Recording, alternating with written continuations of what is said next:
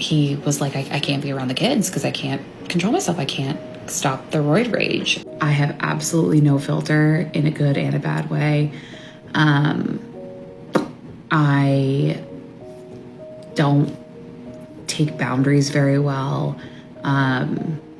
And like, I fly off the cuff, and not in like a violent way, obviously. And I'm trying to keep my kids in the forefront of my mind of like, I'm their mom and they need me forever. I hope this is a nightmare and that I wake up one day and they like say, JK, like, just kidding. This is psych. Like, you're not married to anyone. Like, you can start your life over. I am adjusting my perspective, and I'm making a point to get out of my depression and do this for my family.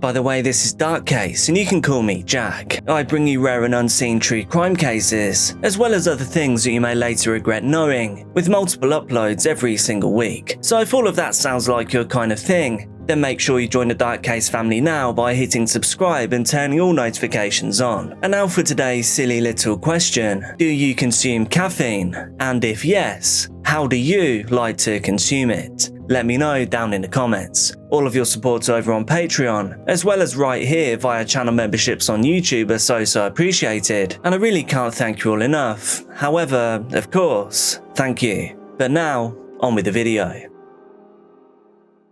The Long family looks like they were doing well. They weren't flashy or loud. They appeared to be a settled and happy family. They lived in Madbury, New Hampshire, a small town where routines matter, where people recognize each other's cars, and when once they get there, families tend to stay put. Madbury is small. The population is around 2,000 people, but it's not small in a remote sense. It's small in a familiar one. It's the kind of town where people's routines overlap, where the school schedule shaped the day of pretty much everyone. People notice things like when a car isn't where it usually is. Most residents work nearby, maybe in nearby towns, schools, universities, and most people come and go at the same time. Life in Madbury isn't built around spectacle, it's built around continuity. Days move predictably, weeks stack up. Most seasons pass without any interruption at all. People that live there want nice houses, they want quiet streets. They want a sense that tomorrow will look a lot like today. It's a place where problems, when they arise, are normally mundane and solvable. So that's the environment where the Long family lived. They were just part of a bigger daily pattern,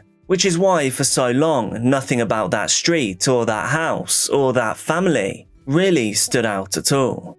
Ryan Long, the father of the family, worked in education. He was a school psychologist, the kind of job that doesn't draw attention, but it earns respect. He worked with students, he listened. He helped the local kids to navigate problems that most adults still struggle to explain. It was stable work, it was meaningful work. Emily Long's role looked different. However, it also carried a lot of weight. She worked for a regional restaurant chain called Wing It's. And she didn't work behind the counter or in the kitchen. She was part of the operational side itself. She was high level, trusted, involved in decisions that kept multiple locations running. And Wing It's as a company was growing. There were new locations, steady traffic, and reliable revenue. For Emily, that meant something rare in modern life. She could provide financial comfort, the kind that doesn't seem to come entirely from luck, but from years of showing up and being trusted to handle responsibility. And so together, Emily and Ryan made a big move in 2020. They bought a house, 5 bedrooms.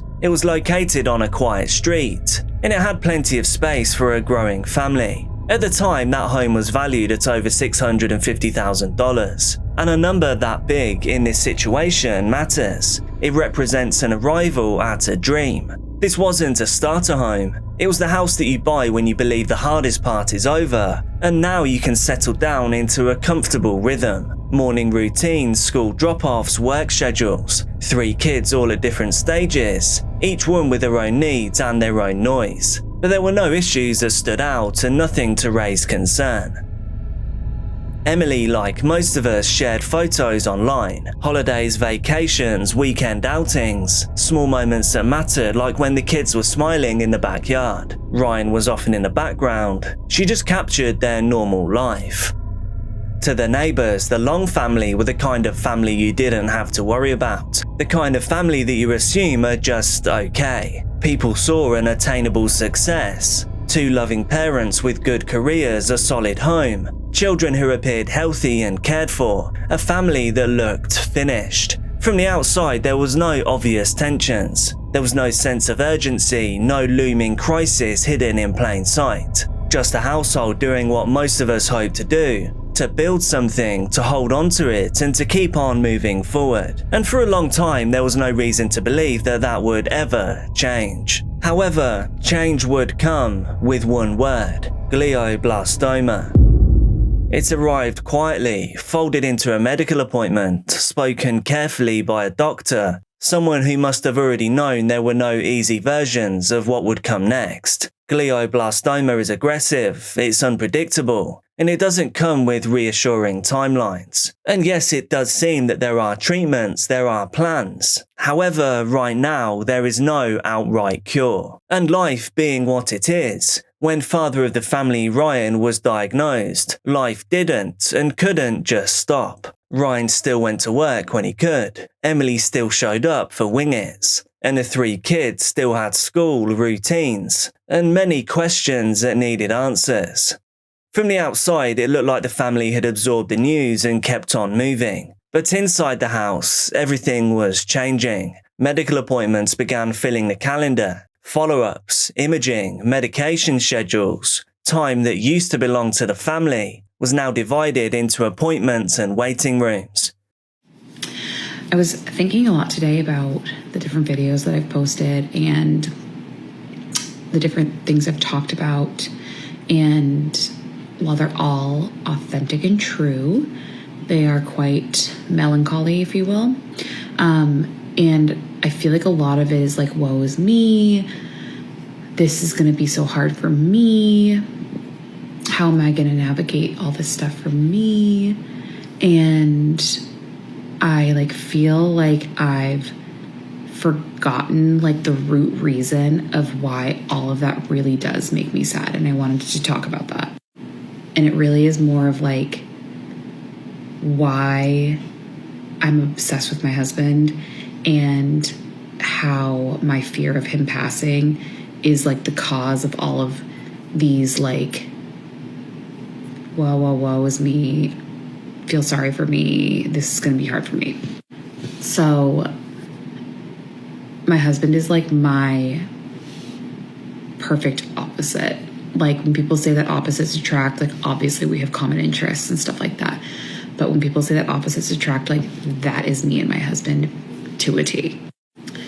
And while it might not show it here, I am very outspoken, very impulsive, emotionally driven. I have absolutely no filter in a good and a bad way. I don't take boundaries very well. And I fly off the cuff, and not in a violent way, obviously, but just if I feel something, I'm going to say it. Sometimes it gets me into trouble. Sorry. But my husband is processing. I see it as puttering, but he is processing everything. He is listening. He is thinking about every side, every angle. He's always devil's advocate as much as it literally kills me. He's so thoughtful in his decisions. He's the most ethical human on this entire planet. Every single decision that he makes is based on his code of ethics. And it's so respectful. I cannot even handle it. And then the social piece of it, we're both very social, but I don't know how to be alone. I need to be with my friends 24/7, with my family, with someone. I'm either talking to people, texting, whatever. He is like content being alone. He knows when to tell me we're heading out, pack it up. I don't know that. You know, and so it's like nice to have that like other piece of just like, it's okay to be like solo. It's okay to be independent, and you don't have to like be codependent on your friends and your family 24/7. And like, while all those things are what make us such a great team, and we push each other to be better and whatever, I think that the two things that, should the time ever come where he passes, that I'm going to miss the most are, one, he's taught me how to be a good partner. Like, he's taught me how to be vulnerable and, you know, okay with like relying on someone else. Like, I was never okay with it. I'm still not good at it. How to like ask for help and all these things that he's, through our relationship, taught me. And like, now I'm just like, ugh, what a waste. Like, you don't even get to like live in like the fruits of your labor. Like, you've given me so much, and like, I don't get to like show that to you and share that with you. And I think that's one of the things I'm going to miss, is being able to like show him how wonderful he's been to me, and like he can enjoy that. And I think that bumps me out big time. But the thing that I love about him the most, and when I think of times where we won't be together anymore, like the thing that breaks my heart the most, is like at the end of the night, being together, like either laying in bed or like watching a show or just like hanging out in the kitchen, and me recapping my day. I work in the restaurant industry, so like every single second of my day is absolute chaos. It is totally insane, and I see the most unhinged things. And then like in my private life, like everything that happens to me is bizarre. Like, I'll explain someday, but like the people I run into at the grocery store are bizarre. Like, just everything that happens to me is like a joke. I swear to God, I'm on a prank show. And I love like telling him and like recapping all of the insane things that happen to me every single day, and him just like absolutely roasting me and like teasing me about it, and just like always telling me that I bring it upon myself because I'm such a busybody, nosy person, that of course the universe has like bombarded me with these bizarre situations because I have like put that energy out into the universe. And I just love like the teasing that he does. It just cracks me up, like crying, laughing every single night, where he's like, what is wrong with you? How can all these things happen to you? And like, that is my favorite time of day, is like sitting down and like going through all that stuff. And it's just like such a bummer that I think that one day that might not be the case. So that is there's no point to this video except just to say, like, yes, I feel sorry for myself, and like, yes, I'm scared about how my life is going to change and like how hard it's going to be for me. But I know that like truly at the end of the day, I'm just so scared that all of these wonderful things from this like phenomenally perfect man who has given me more than I can ever thank him for, like, might not be here to like see all of that. So those are a couple of things about my wonderful husband. I don't feel like I talk about him enough besides like the medical stuff, and I just wanted to like share that piece because he's so great. And anyone that knows him loves him. And people who are on here who don't know him, like, I hope that that gives you like some insight as to like why this is so devastating for me and for his friends and his family and stuff, because he's like literally the best human on this entire planet. So love you. Brain cancer, though, is not just physical. It can affect energy levels, mood, concentration, sometimes subtly, sometimes inconsistently, often small things that can accumulate, perhaps a shorter fuse, deeper exhaustion, moments where things feel harder to explain. None of this makes someone dangerous per se, it makes them human under extreme strain. And strain has a way of spreading throughout her household. He was like, I can't be around the kids because I can't control myself. I can't stop the roid rage. During this time, Emily became the anchor. She managed the appointments. She tracked the medications. She explained things to the kids in ways that they could understand. At the same time, she also did not step away from work. The business was still expanding. The operations still needed oversight, and problems still needed solving. Emily was trusted and she was relied upon. She was still expected to perform at a high level. And to add to all of this, the fact that medical care in America is often expensive,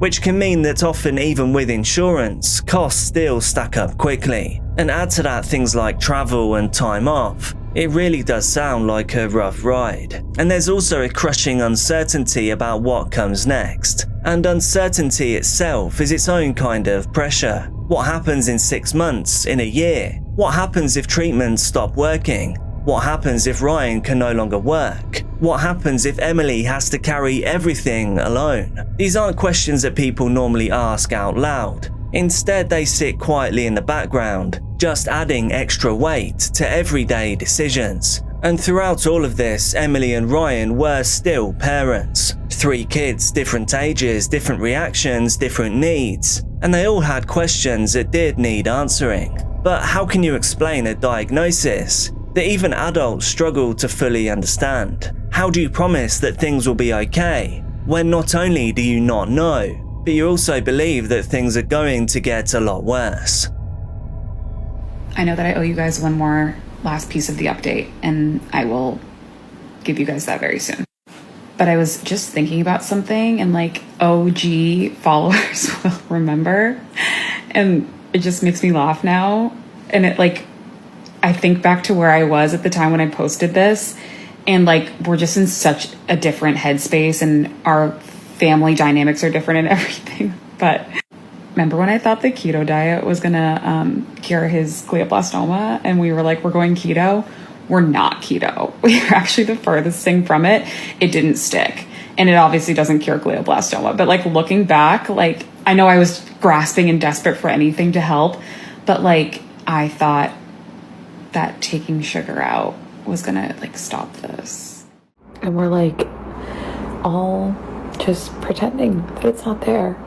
But like every moment matters. Like every single thing that the kids do, we're like all taking pictures of, and every second that we're talking, we're trying to think about something else to talk about. We're talking about the dumbest, and it's because all of us want to talk about the cancer, but like we don't, because like we can't talk about it 24/7. Like that's an insane thing.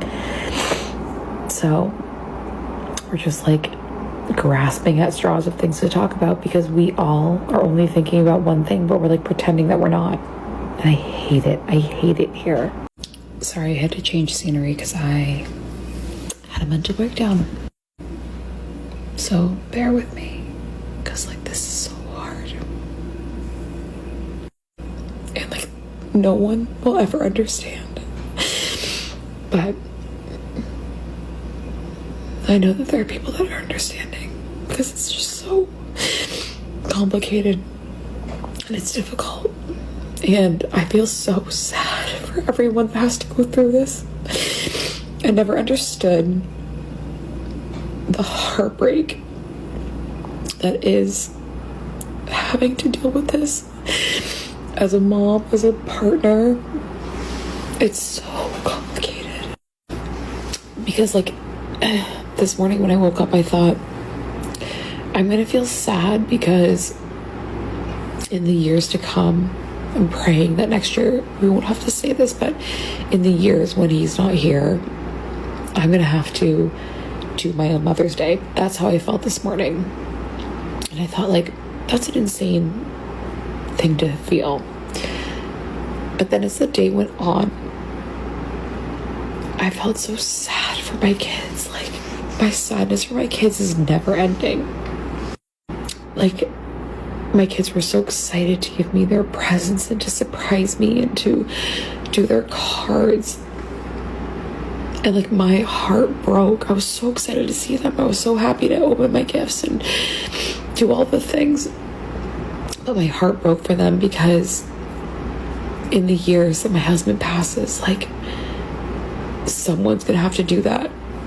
Either it's me or family or whatever. Like they're not gonna get the joy of like shopping for their mom with their dad, buying the cards, writing the cards. Like it's just so sad. Like how sad.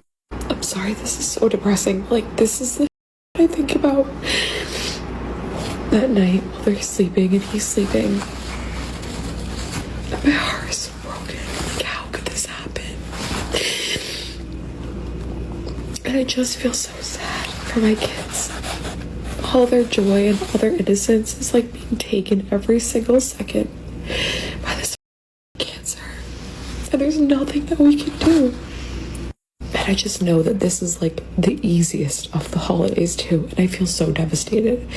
Like I can't even pretend to understand how Christmas will feel. And birthdays and everything. I just can't understand how this perfect, wonderful person got dealt such this sick card. So like I think for the kids, like I just have like this immense sadness that like literally keeps me up at night as their parent, and it's so unbearable. So I'm sorry, I'm not really looking for advice right now. I'm not asking for anything. I'm just like trying to get through this holiday without having a total mental breakdown. And I think that the way that I'll be able to sleep at some point tonight is that my kids have no clue that this holiday was hard because they felt no difference, and I'm so thankful for that.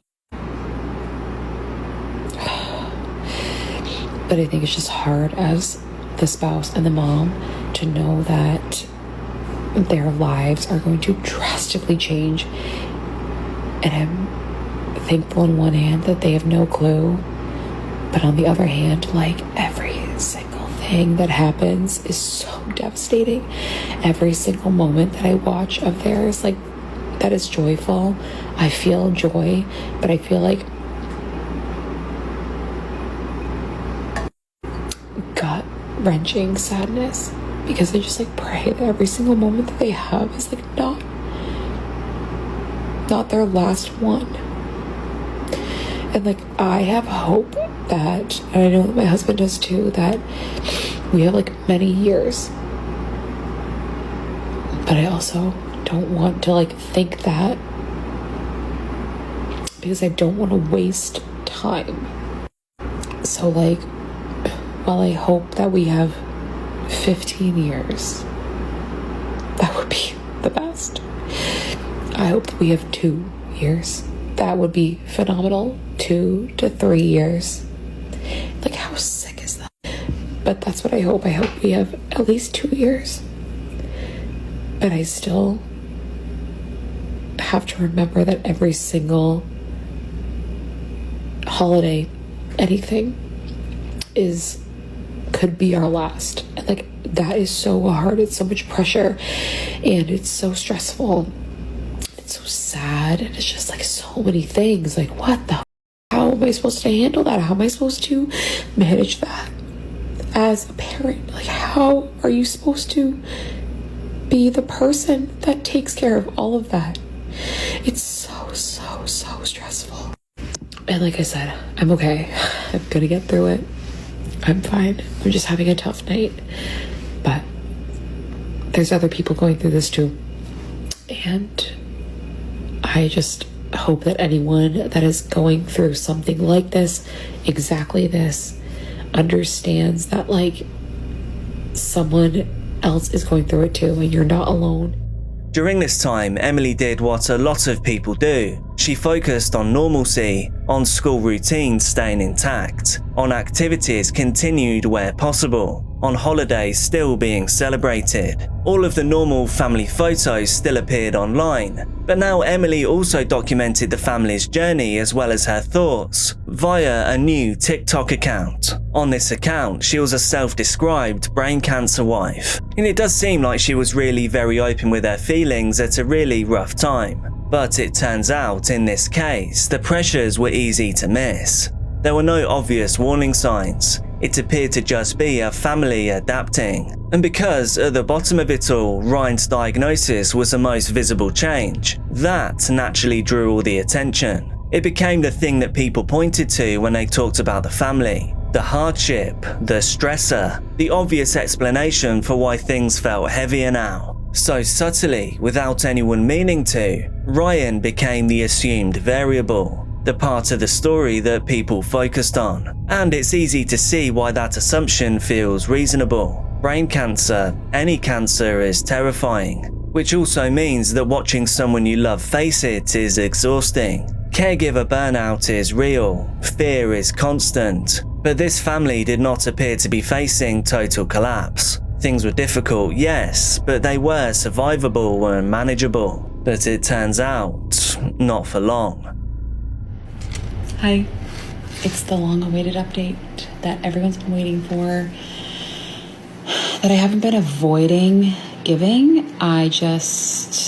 Things really got crazy, so I just haven't had time yet. And like, as annoying as this is going to be like a multi-part little series because there's like so many pieces that go into like where we ended up last night, this morning, basically. So I wanted to like talk about this weekend, last week, and like kind of how we got to where we are. And basically like we really struggled last week. So personally, obviously it's no secret, based on my last video, I have been having a really hard time. Like, I have felt very lost. I felt very alone. I felt very overwhelmed. I felt like this is just too much. Like, I can't function this way. The unknown has been really hard for me.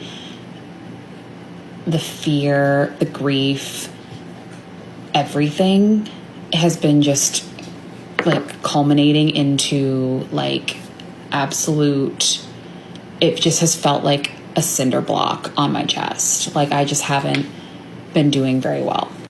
I think the other part that leads into that is that the kids are also not doing great. They're not like crying all the time and whatever, like as adults might show depression or sadness, but like there's a lot of talk about death. There's a lot, I can see my son, my oldest, worrying. I see him looking at my husband and watching and wondering and saying, you know, to his younger siblings, like, oh, don't do that because daddy doesn't feel good, or just I see the weight that he's carrying, and that has been really hard. My daughter has just been showing signs of grief, and then my youngest has not forgotten, he still lives in our house, but he's asking less about his dad, and it's just hard. You know, they're coming into bed at night and asking if we can go into our guest room and sleep together. They're attached to me like Velcro. I couldn't tell you the last time I was alone. They just are they need to snuggle all weekend long. It was snuggle, snuggle, snuggle, which is great. I love it. But I know the reason behind it, so it's upsetting. We didn't do anything with anyone all weekend except for my parents and my mother-in-law, because they were so attached to me. And then my husband, leading up to it, last week we saw an uptick in seizure activity, some focal, some otherwise, a lot of cramping, which can be a mask of a seizure, so much fatigue, irritability, like you name it. And we were on We were on 2 milligrams of dexamethasone. They dropped him down to 1. He was like, I need to go back up based on side effects. So he went back to 1.5. And he was like, I just want to be on 2. Like, I felt better that way. And they're like, we really want to taper you off. We don't want you to be on steroids forever. So we went to 1.5. And he was on Vimpat. And that was it. And we were trying to kind of just push through it. And I could just tell he wasn't himself. And it's just been a really hard last 2 weeks for everyone in so many different ways. And that's hard because I'm trying to keep everyone together. I'm barely holding it together myself. I want to just erupt and like run away. And everyone's struggling for different reasons. So I'm trying to keep my kids together. I'm trying to keep myself together. I'm trying to keep my husband feeling good. And I'm trying to figure out what's the dosage that's right for him right now. Like, is it swelling? Is it tumor? What are we working with here? So leading up to everything that happened in like the last 48, 72 hours, like everything prior to that is like foreshadowing. And I've learned a lot from everything that happened. Like of symptom management, symptom monitoring. I've learned a lot about meds. And like just seeing our family unit kind of start to crumble, and like I'm trying to pick the pieces up, but it just feels really heavy and it feels really stressful. And 5 days ago I made a video about how I feel like I'm disintegrating, and like that hadn't changed because it was only getting worse. So we were already in a tough place. And then like it all went to hell basically. Okay. So that's part 1 of like how we are coping as a family, which is obviously not great. The next part that I want to talk about is our appointment Sunday, how we felt going into it, and then like leading up to it, like how we were coping basically. So I mentioned that my husband has not been feeling good. Our biggest side effects are lethargy, shakiness. The shakiness is I want to address that. And then the anxiety that then kind of like bleeds into like high blood pressure, high heart rate, things like that. And I think like an important piece of it is like the timeline of where we are. So he finished his 6-week radiation July 10th. Starting June 23rd, I believe, is when he had his first grand seizure. Not a grand mal, but it wasn't a focal. I think they called it a grand. I'm not really sure. He had his first big seizure. And like, he recovered okay from it. He had serious weakness. I had mentioned before that he was alone because there was nothing leading up to it that would have made me think that he needed to be with someone. He was alone. He had the seizure in our driveway. It was very upsetting for him, for me. Our kids didn't know, but it was very upsetting just how everything happened. And obviously that was a big life change for us because in New Hampshire, you can't drive for a year after you have a seizure.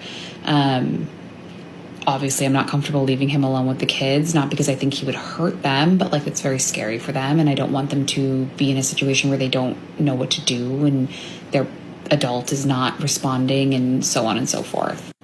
It also introduced us into like new meds. So we went on Keppra and we went on dexamethasone, and we tapered off that too quickly, and he went into serious withdrawals, and we had to reevaluate because he went like 72 hours where he wasn't awake, basically, like not like in a coma, but like he couldn't be awake. He was so tired. And we had to reevaluate our meds from there. So then we went back on steroids because we assumed it was from swelling. From that point on until today, he has been really struggling. Like this radiation f***ed him up. And he's been, he feels great in the morning. He wakes up, he's amazing. He feels like he could take the world on. He feels normal. He feels like the person he was prior. But then he takes the meds, and we did switch to Vimpat because Kepler gave him horrible side effects. But even that, like, he's like, I feel up. And, for like example, his like cancer project is, he made this garden and he's really into it. And he said that he was doing some sort of fertilizer. I don't know. I hate gardening. He was doing something, and he said he was shaking so bad that it was spilling everywhere. Like, the shakiness, and like they say, if you can stop it, it's not a seizure, it's muscle weakness. But if you can't, then it's a focal seizure. So we were still trying to figure that out. But we went on all these meds, and we were hopeful that things were going to get better. But they didn't, and he continued to struggle in a lot of ways. He was super irritable. We kind of like developed a system as a couple where, like, if I put my hand on his arm, that meant like he was snapping for no reason and he should like separate himself, which is embarrassing and devastating. And we were trying to make it subtle and, things like that. But like, he was like, I can't be around the kids because I can't control myself. I can't stop the roid rage. And, and then he's upstairs sleeping a lot, and it's just hard. It's just hard. That's really it. So, we were hopeful because Sunday we had our post radiation 4-week out MRI, and we were like, we're going to have answers. We're going to know what the tumors look like. We're going to know if there's growth. We're going to know if there's new tumor. We're going to know why he's having seizures, because like I said last week, there was an uptick in seizure activity. I'm not going to like get too into it, but there was an uptick in seizure activity, which is scary. And thank God all of it was when the kids weren't around, but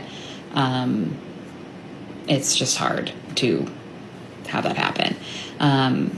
And we were confused because we were still on the anti-seizure med, and he's still on the dexamethasone, the steroid for swelling.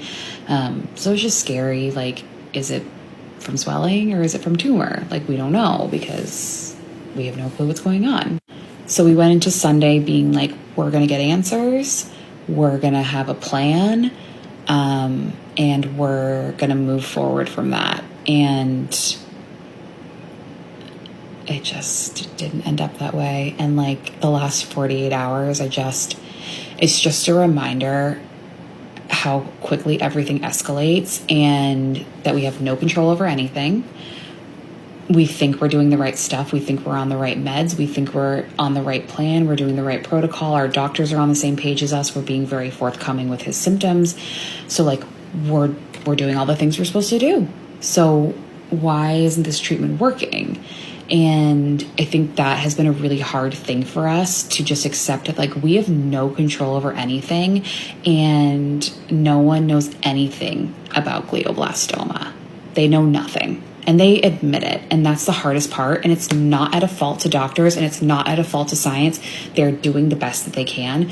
No one has any clue about glioblastoma. What works for one person doesn't work for the other. And it's so incredibly frustrating.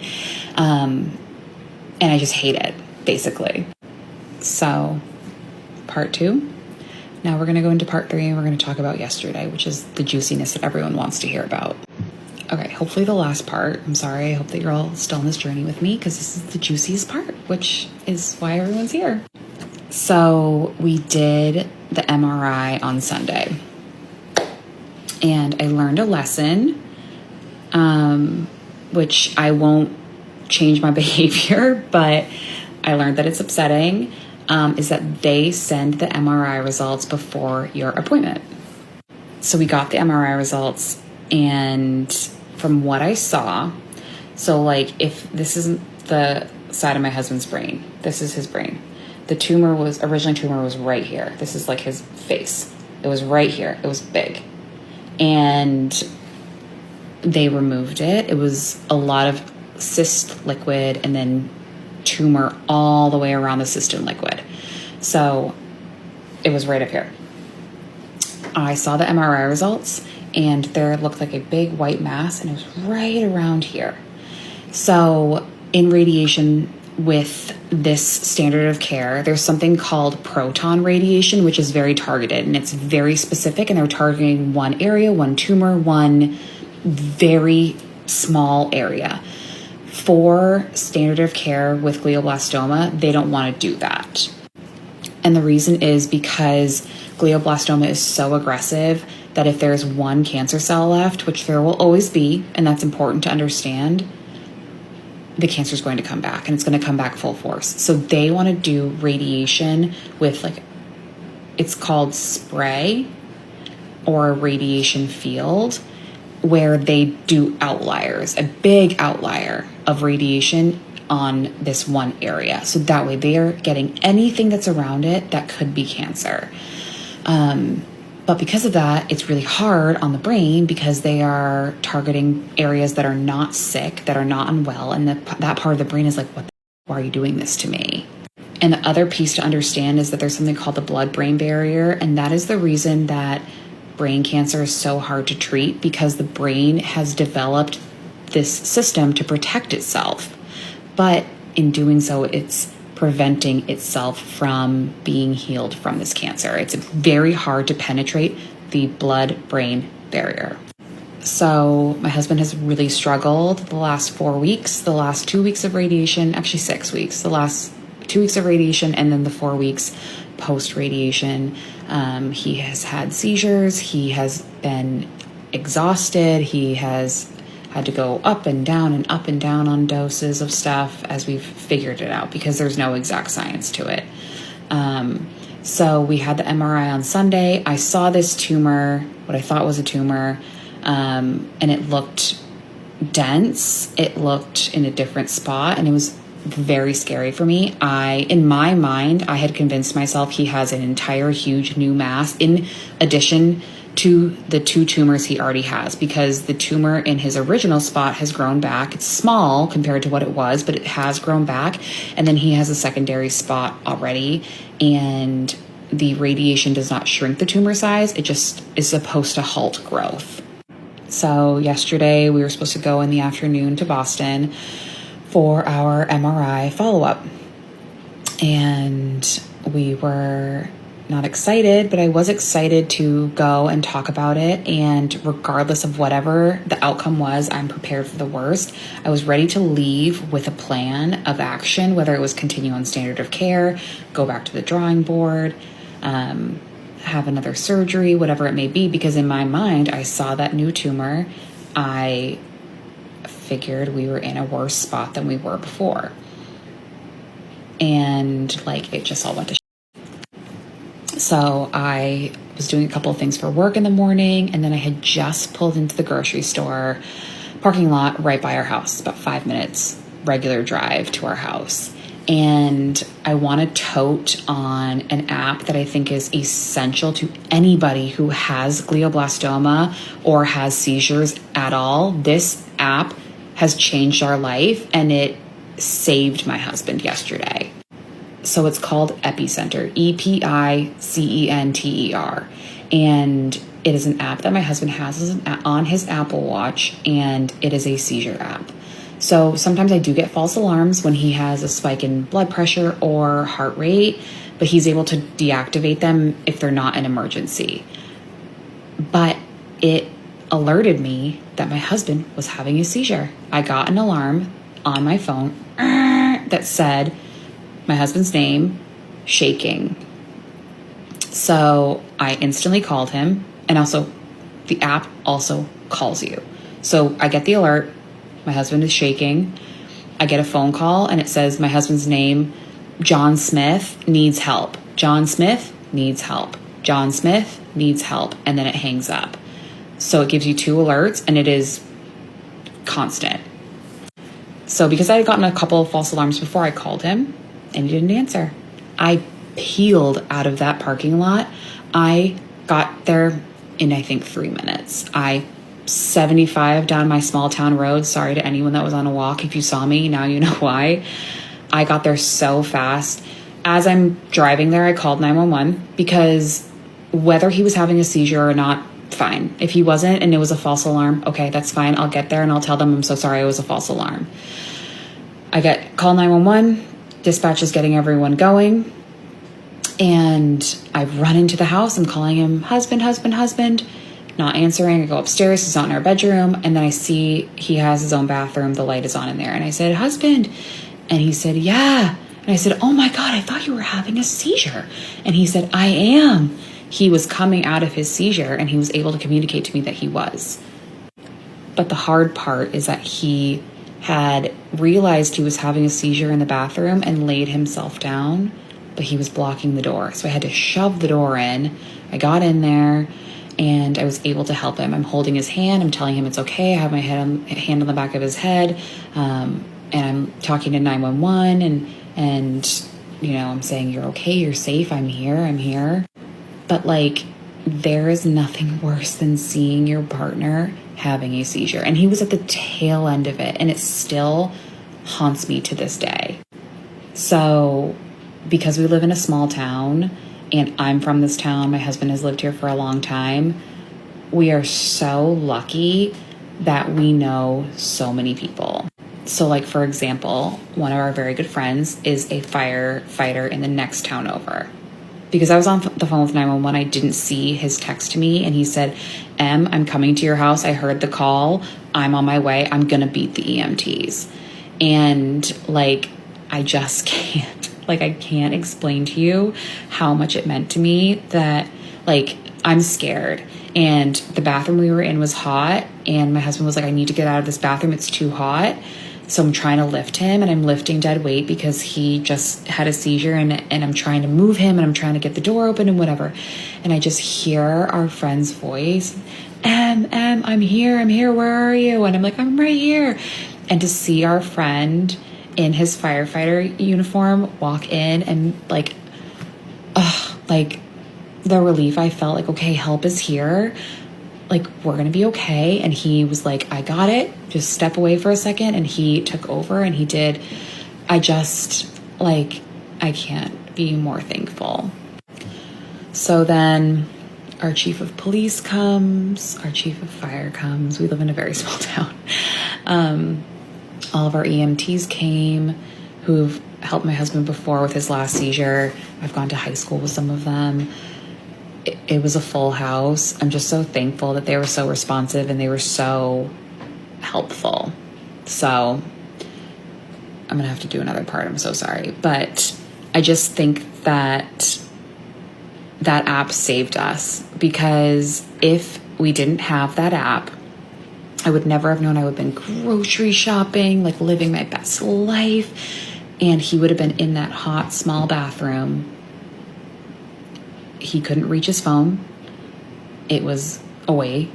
Who knows how long he would have sat there. Would he have had another seizure from the heat? I don't know. There's just so many factors that go into it that will keep me up for the rest of my life. So if you have anybody who has seizures, get them an Apple Watch and get them this app. I'm telling you, it saved my husband's life. And I'm so thankful for this app because it let me know. And I was there before the EMTs because I was so close. So, sorry, stay tuned for the next part. Oh, there's a bug. Okay. Part 4. So, the EMTs came. They got my husband. I called the Boston team because we were supposed to leave at I was going to leave at 1:30, but we could leave by 2 and still be there in time for labs and all the appointments.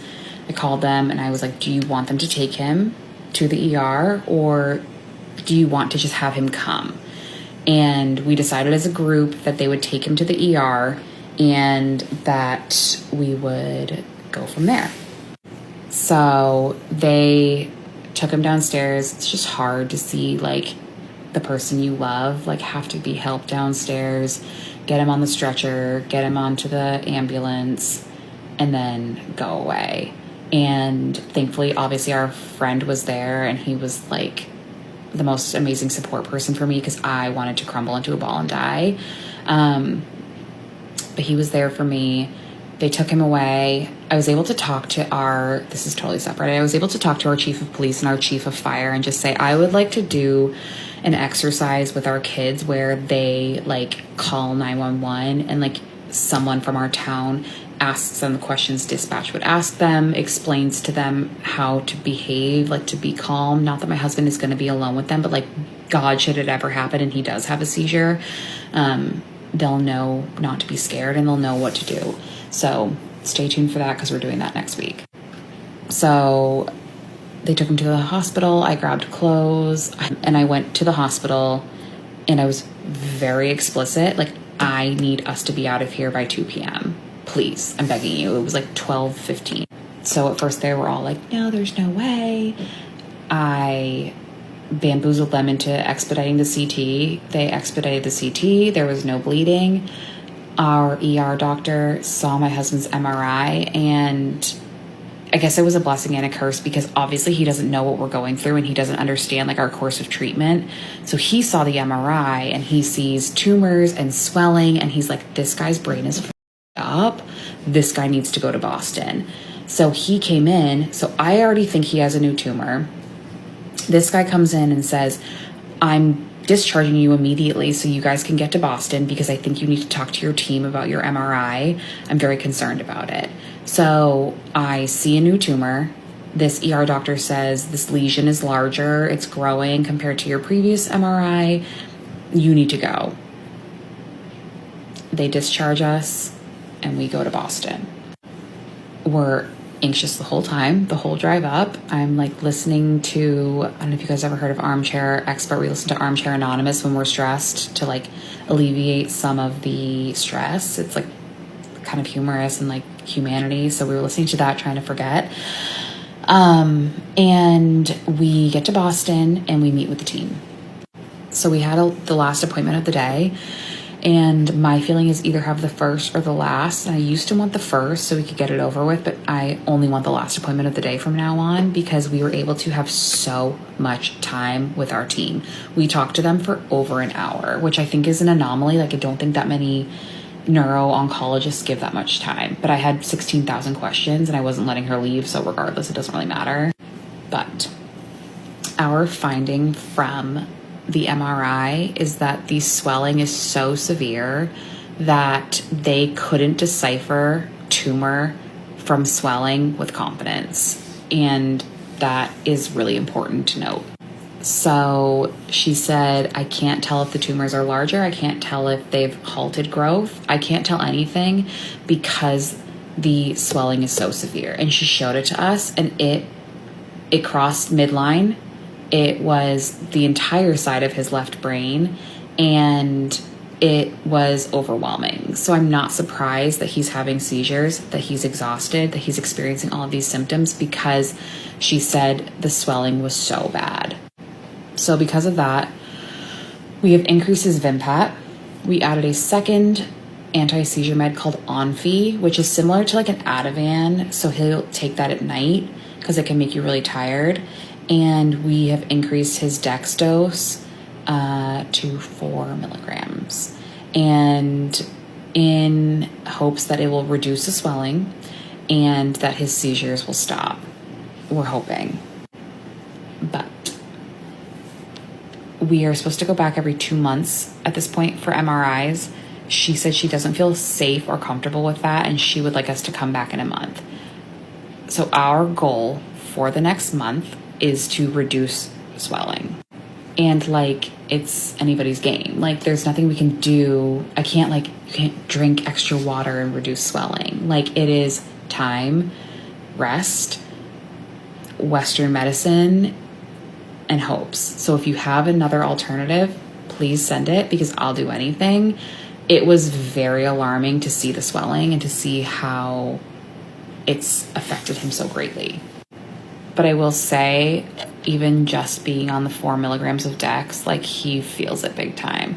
So we're going to do that for a week and then we're going to start to taper down. And I know he can't wait to taper down because this is really hard for him. So we left Boston after asking a million bajillion questions, mostly from me. We just talked about I want to list some of the questions actually because I think they're important.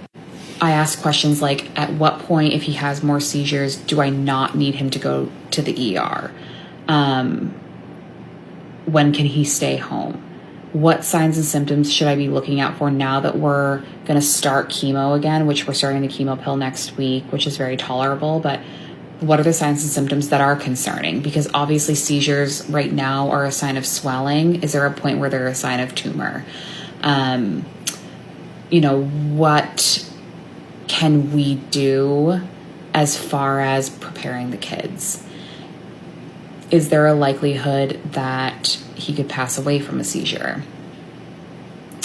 What are our next steps as far as clinical trials? Like, there was a million questions that I asked. What about the regimen of the new chemo? Because it's not every day like it was before. It's 5 days of a more condensed high dose chemo, 23 days off. There's lots of labs involved. There's lots of follow-ups involved. There's just a lot of things that go into it. So we were able to ask all of our questions, and I'm so thankful. Like, I love our team so much. I love our doctor. I love our nurse. I know that they're human. They make mistakes. They've made mistakes on prescriptions and little things like that, but that's okay. But I want to say that that's okay. It's not okay for people to make mistakes on dosing, medications, and things like that. It has worked for us because I am so neurotic. I know every single dose of his medicine. Every time it changes, I have it memorized. And I write it down, and I have a document, and I have a whole template. And I think that that's really important. If you are a person with glioblastoma and you are alone, you do not have a caregiver that goes to appointments with you, you need to write things down, and you need to question it if you're not 100% sure. That is very important. And my husband is lucky that he has me because I'm on top of it 1,500%. Sorry. I feel passionately about it.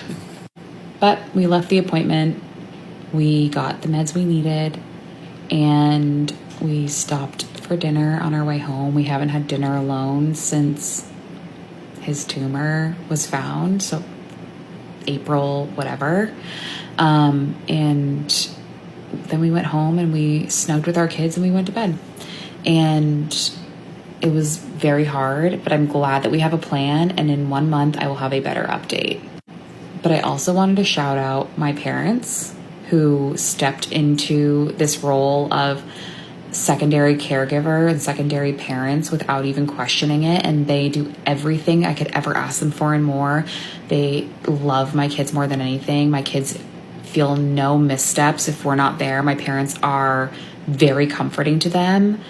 I want to shout out my friends and my family. I posted a video earlier about how everyone in my community showed up. Our neighbors, my friends from California. We are so lucky to have every single one of you guys and this community. I just am so thankful. I feel no shortage of love and support. And I know that random people on here, if I messaged any single one of you and said I need someone to talk to, I know that you guys would be there for me. So I just wanted to say thank you. And while this whole thing sucks, it has been so heartwarming to see how loved we are. And there's like nothing that can replace that. So we're on to the future, and we're going to get through this, and we're going to have a plan that's going to be even better in a month. There's a broader context here too though, context that isn't unique to this family. Modern life doesn't usually break people without one overwhelming event. It tends to just wear people down gradually. It seems like money is always tight for pretty much all of us, even for households that appear comfortable. Costs rise constantly, bills stack up, margins shrink, and just add to that the fact that careers demand more availability, more responsiveness, more output, whilst at the same time families are expected to remain functional. Parents must be present, engaged, and emotionally stable, leaving very little space to fall apart privately. And so people compartmentalize. Work stays at work, fear stays internal, stress just gets squashed down. It's not something that people do out of choice. People do it because it's necessary. And in environments like this, pressure becomes normalized. Exhaustion becomes a quiet background hum, and anxiety becomes routine. It seems like all too often, people believe you need to overextend yourself to simply prove that you're responsible. A lot of people live this way, a lot of families do. However, almost all of them survive it. But I want to say this clearly, none of this can truly explain nor excuse what was about to happen in the Long household.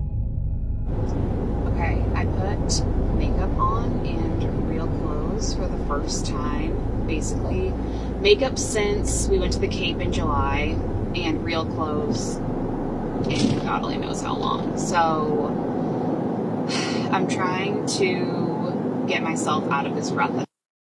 I know that I've said this before, but our kids are definitely struggling. And now I'm starting to notice some changes in our 3-year-old, which is tough because he's too young for therapy. I know that people are going to say play therapy. We've done that before, and I just don't really see the benefit in it. And he's too young for talk therapy, obviously. But like, for example, last night he just couldn't sleep. He was up all night long. He was crying. And he's never like that. And I've been starting to notice him stirring more at night and just have a harder time. And it's just devastating. But I am determined to create normalcy. We're going to go down the street to our neighbors who are our close friends with a bunch of our other friends. I don't think that my husband will come. Maybe he will, because it's right down the street. It's just a couple houses down. But it's important for my kids to be with their friends. And I have been struggling so much and really depressed and just have really become reclusive and just wanted to be with my kids and my husband. And while that might feel good for me, I don't think that that's good for me. So, that being said, I am making a change. It is starting today. I am going to start getting dressed. I am going to probably not put makeup on because I don't really wear makeup very often unless I'm going somewhere, but I need to become more social again. I used to be like the most social human on this planet. In the past month, I have basically declined 98% of all offers, and my kids need to be with their friends. So, hold me to it. Today, I am adjusting my perspective, and I'm making a point to get out of my depression and do this for my family. So, that being said, happy Saturday. I hope everyone's having a fantastic day. I'm going to have a fantastic day. When police arrived at the house, there was no immediate sign of chaos. The front of the home was quiet. No raised voices could be heard. No visible disturbances could be seen. Inside the home, they found a toddler, 3 years old. He was physically unharmed. However, he was found alone in the house, his tiny feet pitter-pattering around the family home. Officers began moving through the property. At first glance, nothing appeared out of place. Furniture was upright. There were no signs of a struggle in the common areas. There was no indication, at least initially, of what had happened. Authorities continued their search, room by room, slowly and methodically. As they moved deeper into the house, a new, horrifying reality became clear. They located 4 members of the family. Their time on this earth had come to a close. Emily Long, Ryan Long, and the brother and sister of the little boy that was still walking around the home. There were no immediate answers. No explanation had presented itself in that moment. The toddler being physically fine was a detail that stood out, but its significance would not be understood right away. At the scene, investigators did not speculate. They did not offer theories. They did not assign blame. Their focus was on documenting what they found and securing the house. Outside, the scene began to change. Emergency vehicles now lined the street. Lights reflected off nearby homes. Neighbors gathered at a distance, just trying to understand what was happening, whilst they weren't being told much at all. Initially, names were not released, details were limited, and investigators spoke carefully, choosing their words with strict restraint. At that point, there was no public narrative. There was only the confirmed reality that 4 people were no longer with us, inside a home that, until recently, had only shown signs of survival and strength. So standing in the aftermath, One question hung over everything. How could something this severe happen inside a house like this without anyone realizing what was unfolding before it was far too late? And at that moment, nobody yet knew who was responsible or why. Well, Lisa, first of all, neighbors tell me this is the kind of neighborhood where you have kids toddling along, learning how to ride their bike right in the middle of the street. Just last week, this family had a lemonade stand here. This is a gut punch. Now, investigators say they have talked to people, quote, up and down the seacoast to look into what happened here. Not sure we could have done anything different, right? Neighbors on Meharibit Drive went to bed in shock and woke up with questions. As crime scene tape wrapped around a nearby home and detectives walked out with evidence boxes, a place where just last week, kids ran a lemonade stand. It's just that kind of, I don't know, idyllic summer day, and then this, right? How does it go from that to this? Police came to this Madbury, New Hampshire home for a 911 call Monday night and found a gut-wrenching scene. 4 members of a family, now identified as 48-year-old Ryan Long, his wife, 34-year-old Emily Long, and their 2 kids, 8-year-old Parker and 6-year-old Ryan. A third child, a 3-year-old, was found unharmed. The impact on the people who live here is already immense. Ryan Long was a psychologist for the nearby Oyster River School District. When their daughter came by, my daughter basically gave her dolls, and those were precious times in our life when my daughter enjoyed her American Girl dolls, and so sad to think that little girl's gone. The family's 2 dogs, now in the care of a neighborhood dog walker. I just told a friend of mine it's the worst thing that I've ever dealt with in my life. As the news spreads, so does the grief. Community members from the school dropped off flowers at the foot of the family's driveway. Just to show how devastating this is for so many people. It's just a sad, sad thing. It's certainly a shock, that's obvious, and saddened and coming together to support each other as it goes forward.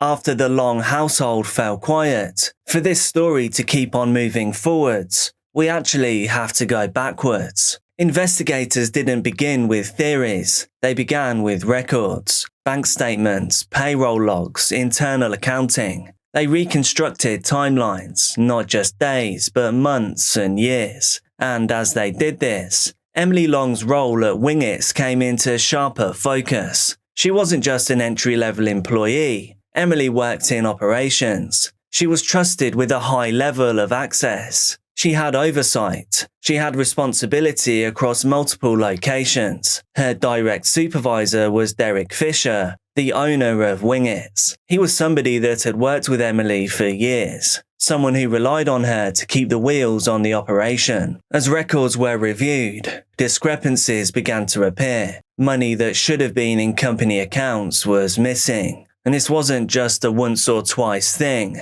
There were hundreds of occasions spanning over years. There were checks that didn't align with normal payroll patterns. There were transfers that didn't match with approved expenses. And eventually, the figure became clear. It turns out there was over $600,000 unaccounted for. And well, does that number sound familiar to you? It mirrors something important, and that is Emily and Ryan's home, purchased in 2020. That home was valued at just over $650,000. The similarity, well, do you think it's totally coincidental? It was a quiet parallel that investigators could not ignore. I felt like I had no other option but to go to law enforcement. 1 week before police found Emily Long, her husband, and 2 of their children in their Madbury, New Hampshire home, her boss filed this police report detailing theft from his company. We noticed that there was a lot of handwritten checks in her name personally that were being deposited into her bank account. Emily was the director of operations for the Wingits restaurant chain. And earlier this summer, owner Derek Fisher says he started noticing significant accounting inconsistencies. What we came up with is it started in January 2023. And over a period of that time, up until July this year, there was over $660,000 that were taken. Fisher says he tried to get answers for weeks before turning to police, and he gave it time because he knew Emily's husband was battling a brain cancer diagnosis. And giving her circumstances with her husband, I was trying to be considerate and patient. I was completely devastated and heartbroken. I cared deeply for her and her family. I was around all of her children as they grew up. Emily's third child, a toddler, was not hurt, and now her boss can only focus on that boy and not the financial loss his company has suffered. Anything that's left should go to that child. He deserves all of it. It's not fair to him. He didn't make this happen.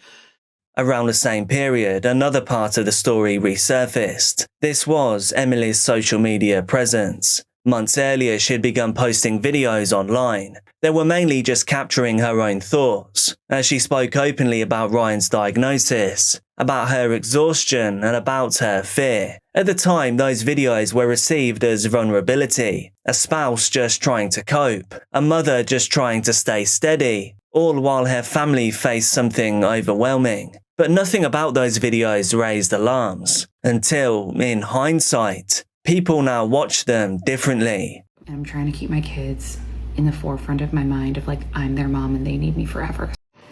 I've literally tried to make this video at least 4 times. My dogs keep eating, drinking water, burping, coughing, like Neanderthals. But I was having one of those days today where it just was like a glaring reminder of how overwhelmed I feel, and that there's going to be so many road bumps that are going to come my way that I'm not equipped to handle and I'm not ready to handle. And today was like the prime example of that. So we got our class assignments for our kids today for elementary school, and my daughter is going into 1st grade this year, and she had a really tough year last year. She really struggled academically, and we weren't warned in proper time, so we kind of had to scramble at the end of the year to get all of our ducks in a row for next year. My husband is a special ed and mental health professional, so like this is like his specialty. And, I am like manically trying to understand this world from the lens of a parent, because it used to be through the lens of my husband, from him just like telling me about work and stuff. And I just felt so disappointed. My daughter is very much so snuggly, needs attention, needs hugs, needs definitely babying. Like she still sucks her thumb. And she was put this year upcoming with the one male teacher. And while I love him, my son had him and he was perfect for my son. I just couldn't fathom how they could put her with him. And they fixed it, but I had to call and I had to advocate for her. And I felt like I was like kind of fighting against the tide a little bit. And full transparency, absolutely sobbed on the phone with the principal, because it just triggered this memory in me that like I'm ill-equipped to handle that. I am not ready to be everything for everyone all at once. Like this was supposed to be my husband's part. So at the call, I said my piece, and then the principal said his understanding of why she was put in the class that she was in, and I, listened, and I said I understand, and at the end of the explanation, I just said I hear you. I understand that you are very well versed in this. I am not comfortable with that. I need her to have one of the female teachers. And it just like I said to him, I'm telling him why. And I had a laundry list beyond just that she needed someone who could hold her and hug her. It's having to say out loud to someone who I want to respect me and I want to take me seriously, and I don't want him to pity me and I don't want him to pity my kids, to say this year is going to be hard. There is a very high chance this year my husband passes away. There's a 70% chance over the next 9 to 12 months my husband is going to die. And I have so much worry. I worry about my kids. I worry about my husband. I'm going to have so much worry at home. I need the school to be a place where I don't have to worry. And like, it's just so hard to say out loud the reality of the statistics and the reality of what our life is going to look like. And it just felt like such a slap in the face, not from them. It had nothing to do with them. I hate saying it out loud. Like, we talk frequently about when he passes. He says, when I die. I say, when you die, because we're preparing for that. But it's hard to say it to someone who's not in it. And it's hard to prepare for that. And it's hard to say, I'm so scared, and should my husband die this year, I need my daughter to feel safe at school with someone who can comfort her. And he's saying, you know, I understand. This teacher is very nurturing, which he is. You know, he raised daughters. That's great. It's just hard to advocate because I don't want this to happen. And I think a year ago, I wouldn't have cared who she got. And I just ended the phone call and I said to him, I'm so sorry that I'm crying.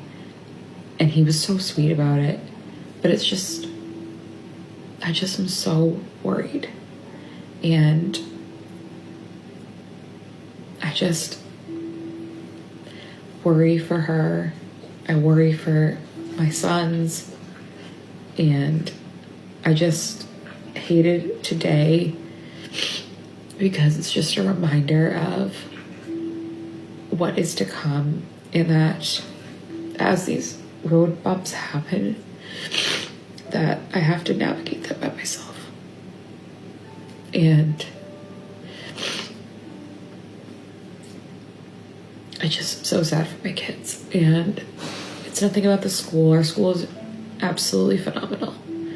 But it just is these little things. A class assignment. Who would ever think it would send me into a spiral? But it does. It's the things you never think will that just make you totally incapacitated with grief. And, you know, I'm at work while I'm doing this, so I stepped away and I did the phone call and I'm crying and take a breath. I wipe my tears and I walk back into the restaurant and I'm smiling and I'm talking to my staff and I'm making jokes and I'm pretending, and the whole time I want to crawl under my covers but I can't. So I smile and I say it's fine, and I'm thanking the principal that he fixed it, and I feel guilt that I made him maybe put him in an uncomfortable situation, and I feel guilt that maybe that was the right place for her to be, and I'm overstepping and I don't know what the future holds, and maybe this year he'll be fine. Sorry, I said my husband's name. Maybe he'll be fine and this will all be for nothing, and I don't know. I just know nothing. I'm scared of everything. I worry about everything. I can't control anything, and I feel like I'm advocating in the best of my heart, but I also wonder if it's for nothing. So it's just one of those days where, what am I doing? Like,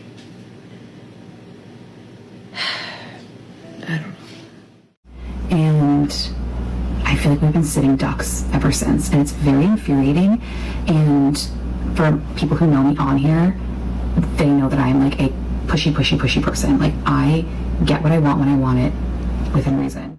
Emily's words took on a greater meaning. Comments about feeling stretched thin, about holding everything together, about trying to maintain normalcy for her children. She talked about protecting them from a future that she couldn't fully see yet. But all of this combined, the financial findings, the medical strain, the responsibilities that she carried, a new, fuller picture began to form. There was public emotional awareness, but that was hiding a private pressure. It was a household that still looked intact, all whilst absorbing stress from multiple directions all at once. This wasn't just one problem spiraling out of control. Most people can manage that. It was several pressures running parallel. And as investigators continued tracing those timelines, one determination became unavoidable, a conclusion that would upend many assumptions formed in the days before.